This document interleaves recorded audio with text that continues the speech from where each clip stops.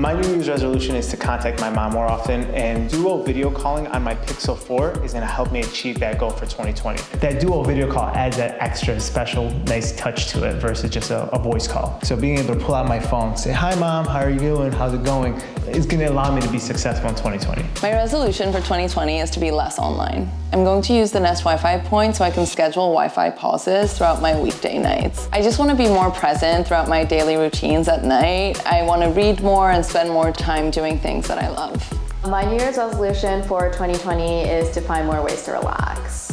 I'm planning on using my Google Nest Mini to play a meditation playlist every morning. I didn't feel like I made enough space for myself to just lay back and relieve my stress. And so this year, I want to make sure that I make that time for it. My New Year's resolution this year is to live a healthier lifestyle. I'll be using the Nest Hub Max to cook healthy recipes as well as learn new cooking techniques on YouTube on the screen. I plan on doing that mainly because I want to enjoy the things that I already love and really get the most out of it. So that's my plan, and hopefully Nest Hub Max helped me get there.